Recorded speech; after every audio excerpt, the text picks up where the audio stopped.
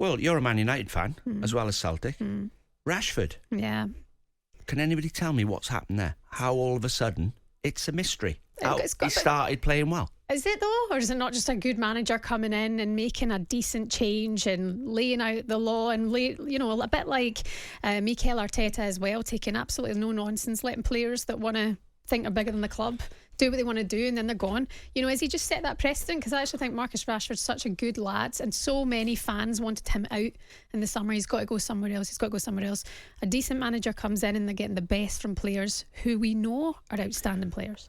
Well, when you asked me what's Eddie Howe done, and I said he's put structure in place and everybody knows their role and why they're at the club. Normally, you sign a player on his past form. Yeah. You look, he scored for them, he scored for them, he scored for them, he scored for them. Obviously, doesn't matter who the manager is. He scored for all of them. Mm-hmm. So we'll sign him and he'll score for us. So you say for example, I watched the Everton game yesterday. Damari Gray, come on as sub. Dwight McNeil's playing wide. Anthony Gordon's come on. I'd get the three of them in and say, what's your job? Why have I signed you? And what is your job? What is your role in our team? Score goals and make goals. Okay. So when he took Dwight McNeil off after an hour yesterday and he's walking off, if Dwight McNeil knocks his door on Monday morning and says, why did you take me off? You've got one job. You know what your job is, and you haven't crossed the ball and you haven't had a shot. That's the end of the conversation. Know your role. Mm-hmm. Nobody stopped Marcus Rashford from playing badly. Nobody made him play badly apart from him. Yeah. So he's got to take responsibility. I do appreciate what you're saying there, but also Manchester United didn't seem like a great place for any player to be at that moment in time. Nobody was an out-and-out fantastic player last season at Manchester United. Part of a team that were down, and I do think that was reflective of the Manchester United situation as a whole. There was a lot of players who were off their game. You signed Jadon Sancho, we mentioned him earlier on. One of the future bright stars of England didn't hit it, at Manchester United. I would say I could see him come back, but I didn't see last season being so bad for him. But I think it was the culture at Manchester United.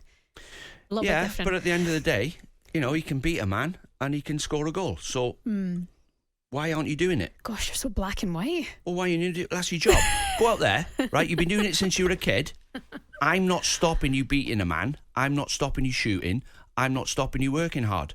There's too much emphasis put on the manager. Players have got to go out and produce the goods. That's why you get 200 grand a week. Mm-hmm. But what about Almiron then? So what changed about Almiron? You've just said he's Almiron got put in manager. A structure, what you're on about. Mm-hmm. He got put in a structure and the manager showed him a bit of belief. Yeah. But Rashford's been there 5-6 years. Yeah, but he was performing at that. He was the top goal scorer for Manchester United for so many years. He's never found his best position, has he? Okay. Well, is he a striker? Is he a winger? His goal record's not brilliant, but for him to go the way he did and now come back, I'm thinking, why is that happening then? We'll wait and see. Manchester United, of course, live for you here on talkSPORT tonight against Nottingham Forest. Adrian Dunham in the hot seat, Ian Danter and former England defender Mickey Gray on commentary due to kick off at 8 o'clock.